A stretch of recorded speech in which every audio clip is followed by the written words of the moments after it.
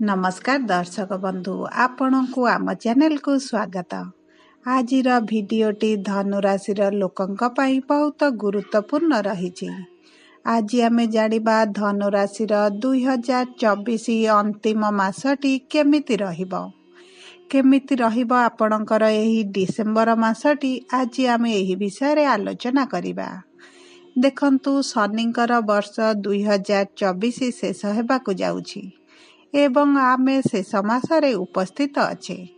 एही शेष मासरे कर्मफलदाता न्यायर देवता शनि आपणको किभଳି फल देबे आज आमे सेही विषय रे आलोचना करिबा एवं गोटी गोटी करे संपूर्ण भावरे धनु राशि डिसेंबर मासिक राशिफल उपरे विस्तृत भावरे दृष्टि पकाइबा।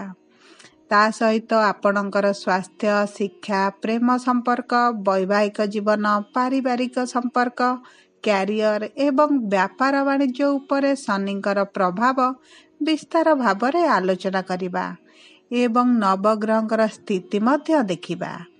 एही मासरे नवग्रह आपणकु की प्रकार फल देबारे सक्षम हेबे ताहा मध्य जानिबा एवं परिशेष रे अशुभत्व प्रदान करुथिबा ग्रह मानक पई किछि विशेष प्रतिकार मध्य जानिबा। सेथिपई आपण भिडियोटी को शेष पर्यंत देखन। चलंतु आरंभ करिबा आमर एही कार्यक्रम जहाकी आपणकर जन्म राशि बा चंद्र राशि उपरे आधारित होईछि। जदि आपणकर धनु लग्न होइथाए तथापि भी आपण एही भिडियोटी को शेष पर्यंत देखंतु एवं जानतु जे एही डिसेंबर मासरे आपणक राशि रे नवग्रहकर स्थिति किभଳି रहिछि एवं ग्रह मानकर गोचर आपणकु एही मासरे किभଳି फलाफल देबे। किंतु भिडियोटी आरंभ करिबा पूर्वरु आपणकर जदि धनु राशि होइथाए एवं आपण भी ईश्वरंकु आंतरिक भक्ति एवं विश्वास करंती तेबे एही भिडियोटी को लाइक करंतु। कमेंट बॉक्स रे जय जगन्नाथ जय मां लक्ष्मी अवश्य लिखि दियंतु। ताहाले आसंतु जानिबा डिसेंबर मास किपरि रहिबो धनु राशि लोकंक पई एवं प्रथमे जानिबा आपणक राशि रे नवग्रहकर स्थिति किभଳି रहिछि।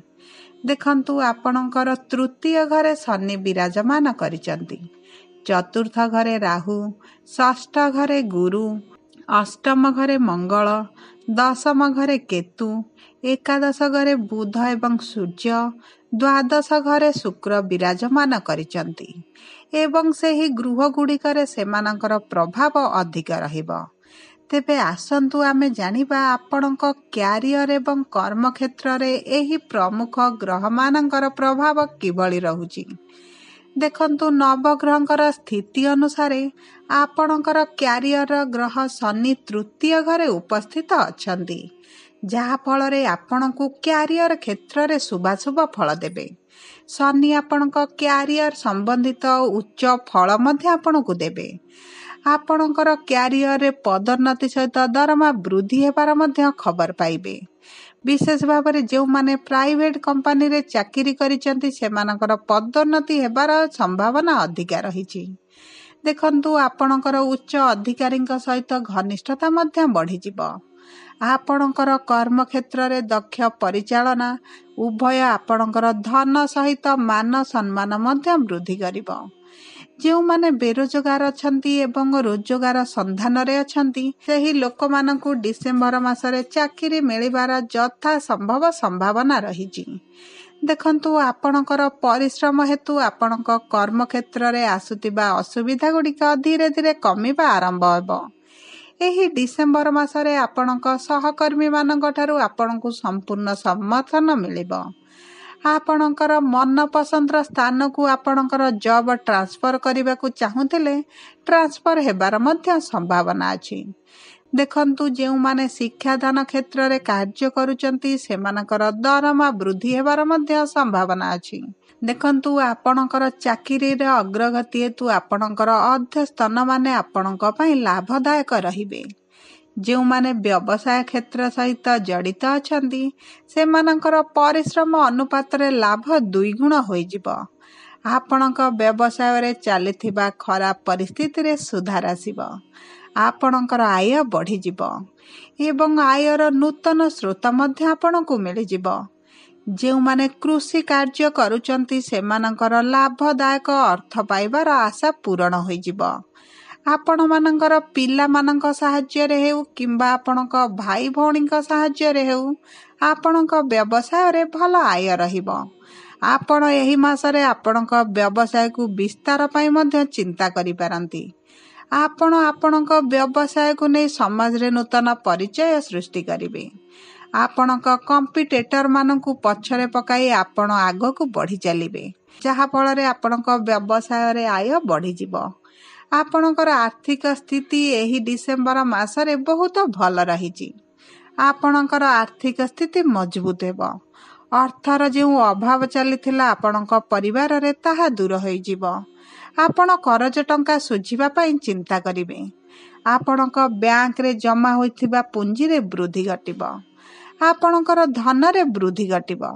ଧନ ସଞ୍ଚୟ କରିବା ପ୍ରତି ଏହି ମାସରେ ଆପଣ ଅଧିକ ଧ୍ୟାନ ଦେବେ, କାରଣ ଆପଣଙ୍କର ଏକାଦଶ ଘରେ ବୁଧ ଏବଂ ସୂର୍ଯ୍ୟ ବିରାଜମାନ କରିଛନ୍ତି। ଏକାଦଶ ଘର ହେଲା ଆପଣଙ୍କର ଲାଭର ଘର। ଏହି ସମୟ ମଧ୍ୟରେ ଆପଣ କଥା କହି କାମ ହାସଲ କରିଦେବେ, ଯାହାଫଳରେ ଆପଣଙ୍କ ବ୍ୟବସାୟ ହେଉ କିମ୍ବା ଚାକିରି କ୍ଷେତ୍ରରେ ଆପଣଙ୍କର ଇନକମ୍ଟି ବଢ଼ିଯିବ ଏବଂ ଆପଣଙ୍କର ଭୌତିକ ସୁଖ ସୁବିଧାରେ ବୃଦ୍ଧି ଘଟିବ। ଆପଣଙ୍କର ଅଷ୍ଟମ ଘରେ ମଙ୍ଗଳ ବିରାଜମାନ କରିଛନ୍ତି, ଯାହାଫଳରେ ଆପଣଙ୍କୁ ଅଚାନକ ଧନ ପ୍ରାପ୍ତି ହେବାର ମଧ୍ୟ ଯୋଗ ରହିଛି। ଆପଣଙ୍କୁ ପୈତୃକ ସମ୍ପତ୍ତି ମିଳିବାର ଯୋଗ ରହିଛି। ଆପଣଙ୍କ ଭୌତିକ ସୁଖ ସମ୍ପତ୍ତିରେ ବୃଦ୍ଧି ଘଟିବ। ବିଶେଷ କରି ଆପଣଙ୍କର ଅଟକିଥିବା ଧନ ଆପଣଙ୍କୁ ମିଳିଯିବ। ସରକାରୀ କ୍ଷେତ୍ରରୁ ଆପଣଙ୍କୁ ସହାୟତା ମିଳିବ। ଆପଣ ନୂତନ ସମ୍ପତ୍ତି, ଜମି, ଗାଡ଼ି କିମ୍ବା ଘର କିଣିବାର ଯୋଗ ରହିଛି। ଆପଣ ପୂର୍ବରୁ ଯେଉଁ ଜିନିଷ କିଣିବେ ବୋଲି ଭାବିଥିଲେ ଏହି ମାସରେ ଆପଣ କିଣିପାରନ୍ତି। ଆପଣଙ୍କର ଚତୁର୍ଥ ଘରେ ରାହୁ ବିରାଜମାନ କରିଛନ୍ତି, ଯାହାଫଳରେ ଆପଣଙ୍କର ସୁଖ ସୁବିଧା ଭୌତିକ ସମ୍ପତ୍ତିରେ ବୃଦ୍ଧି ଘଟିବ। ଆପଣଙ୍କର ମାଙ୍କ ସହିତ ଆପଣଙ୍କ ସମ୍ପର୍କ ଭଲ ରହିବ, ଯାହାଫଳରେ ଆପଣଙ୍କର ପରିବାରରେ ଆପଣଙ୍କ ପ୍ରତି ସ୍ନେହ ପ୍ରେମ ଭାବନା ବଢ଼ିଯିବ। ଯଦି ଆମେ ଆପଣଙ୍କର ପ୍ରେମ ସମ୍ପର୍କ ବା ବୈବାହିକ ସମ୍ପର୍କକୁ ଦେଖିବା, ଏହି ଡିସେମ୍ବର ମାସରେ ଆପଣଙ୍କ ପ୍ରେମ ସମ୍ପର୍କରେ ଥିବା ଦୂରତାଟା କମିଯିବ, ଯାହାଦ୍ୱାରା ଆପଣଙ୍କ ମନରେ ଖୁସି ଅନୁଭବ କରିବେ। ଆପଣଙ୍କ ପ୍ରେମ ସମ୍ପର୍କରେ ନିକଟତରତା ବଢ଼ିଯିବ। ଆପଣଙ୍କ ପ୍ରିୟଜନଙ୍କ ସହିତ ଆପଣ ସୁଖଦ ସମୟ ଅତିବାହିତ କରିବେ। ପ୍ରେମ ସମ୍ପର୍କକୁ ଯଦି ବିବାହର ରୂପ ଦେବାକୁ ଚାହୁଁଥିଲେ ଏହି ମାସଟି ଆପଣଙ୍କ ପାଇଁ ଭଲ ରହିଛି। ଆପଣଙ୍କର ସାଥୀଙ୍କର ଆପଣଙ୍କ ପ୍ରତି ପ୍ରେମ ଭାବନା ବଢ଼ିଯିବ। ଉଭୟଙ୍କ ମଧ୍ୟରେ ପରସ୍ପର ବୁଝାମଣା ମଧ୍ୟ ବଢ଼ିଯିବ। ଯଦି ଆମେ ଦାମ୍ପତ୍ୟ ଜୀବନ ବିଷୟରେ ଆଲୋଚନା କରିବା, ଆପଣ ସ୍ୱାମୀ ସ୍ତ୍ରୀଙ୍କ ମଧ୍ୟରେ ଚାଲିଥିବା ବିବାଦ ଦୂର ହୋଇଯିବ। ଆପଣଙ୍କର ସାଥୀଙ୍କର ଆପଣଙ୍କ ପ୍ରତି ପ୍ରେମର ଭାବନା ବଢ଼ିବ।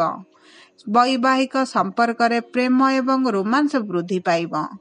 ବିଶେଷ ଭାବରେ ଆପଣଙ୍କର ସାଥୀଙ୍କର ଆପଣଙ୍କ ପ୍ରତି ସମ୍ମାନର ଭାବନା ବଢ଼ିଯିବ। ଦାମ୍ପତ୍ୟ ଜୀବନରେ ଆପଣଙ୍କ ସାଥୀଙ୍କ ଠାରୁ ଆପଣଙ୍କୁ କିଛି ଉପହାର ମିଳିପାରେ କିମ୍ବା ଉଭୟ ଦୂର ଯାତ୍ରା କରିପାରନ୍ତି। କୌଣସି ତୀର୍ଥ ସ୍ଥଳକୁ ମଧ୍ୟ ଯାତ୍ରା କରିପାରନ୍ତି। ଏହି ସମୟ ମଧ୍ୟରେ ଆପଣଙ୍କ ପରିବାରରେ ଏଭଳି କିଛି ଘଟଣା ଘଟିପାରେ ଯାହାଫଳରେ ଆପଣଙ୍କ ପରିବାରର ସଦସ୍ୟଙ୍କର ଆପଣଙ୍କ ପ୍ରତି ଥିବା ଅପାର ସ୍ନେହ ପ୍ରେମ ଭଲ ପାଇବା ବଢ଼ିଯିବ। ଯଦି ଆମେ ଆପଣଙ୍କର ପାରିବାରିକ ସମ୍ପର୍କକୁ ଦେଖିବା, ଆପଣଙ୍କ ପରିବାରରେ ସୁଖ ଫେରିବ। ଆପଣଙ୍କର ପାରିବାରିକ ସ୍ଥିତିରେ ଉନ୍ନତି ହେବ। ଆପଣଙ୍କ ପରିବାରରେ ଥିବା ମତଭେଦ ଶେଷ ହୋଇଯିବ। ପିଲାମାନଙ୍କ ସୁଖରେ ବୃଦ୍ଧି ଘଟିବ। ବିଶେଷ ଭାବରେ ଆପଣଙ୍କ ଭାଇ ଭଉଣୀଙ୍କ ସହିତ ସମ୍ପର୍କ ମଧୁର ହେବ। ସମ୍ପତ୍ତି ସମ୍ବନ୍ଧୀୟ ବିବାଦ ଶେଷ ହୋଇଯିବ। ଆପଣଙ୍କର ଆଧ୍ୟାତ୍ମିକ କାର୍ଯ୍ୟକଳାପ ପ୍ରତି ଆଗ୍ରହ ବଢ଼ିବ। ଆପଣଙ୍କ ପରିବାରରେ ଧାର୍ମିକ କିମ୍ବା ମାଙ୍ଗଳିକ କାର୍ଯ୍ୟକ୍ରମ ସମ୍ପନ୍ନ ହେବ। ପୂଜା ପାଠ ଇତ୍ୟାଦି ଧାର୍ମିକ କାର୍ଯ୍ୟକଳାପ ପ୍ରତି ଆପଣଙ୍କର ରୁଚି ବଢ଼ିବ। ଦେଖନ୍ତୁ, ଆପଣଙ୍କର ସ୍ୱାସ୍ଥ୍ୟ ଏହି ମାସରେ ସମ୍ପୂର୍ଣ୍ଣ ଠିକ୍ ରହିବ, କାରଣ ଆପଣଙ୍କର ଷଷ୍ଠ ଘରେ ଦେବଗୁରୁ ବୃହସ୍ପତି ବିରାଜମାନ କରିଛନ୍ତି। ଷଷ୍ଠ ରୋଗ ଋଣ ଶତ୍ରୁର ଘର। ଏହି ମାସରେ ଆପଣଙ୍କର ସ୍ୱାସ୍ଥ୍ୟକୁ ନେଇଥିବା ଚିନ୍ତା ଶେଷ ହୋଇଯିବ। ପେଟ ସମ୍ବନ୍ଧୀୟ ଗମ୍ଭୀର ରୋଗରୁ ଆପଣଙ୍କୁ ଆରାମ ମିଳିବ। ଆପଣଙ୍କୁ କୌଣସି ଗୁରୁତର ରୋଗ ହେବାର ସମ୍ଭାବନା ନାହିଁ। ଆପଣଙ୍କର ସ୍ୱାସ୍ଥ୍ୟରେ ଆପଣ ଉନ୍ନତି ଦେଖିବେ। କିନ୍ତୁ ଗୁରୁଙ୍କର ଉପସ୍ଥିତ ହେତୁ ଆପଣଙ୍କୁ କିଛି ଗଳାରେ ସଂକ୍ରମଣ ଭଳି ସମସ୍ୟା ଦେଖାଦେଇପାରେ। ଆପଣଙ୍କର ଆଖି ସମ୍ବନ୍ଧୀୟ ସମସ୍ୟା ଟିକେ ଆସିପାରେ। ସେଥିପ୍ରତି ଆପଣଙ୍କୁ ଟିକେ ଧ୍ୟାନ ଦେବାର ଆବଶ୍ୟକତା ଅଛି। ନଚେତ ଆପଣଙ୍କୁ କୌଣସି ପ୍ରମୁଖ ସ୍ୱାସ୍ଥ୍ୟ ସମସ୍ୟା ଦେଖାଯିବ ନାହିଁ।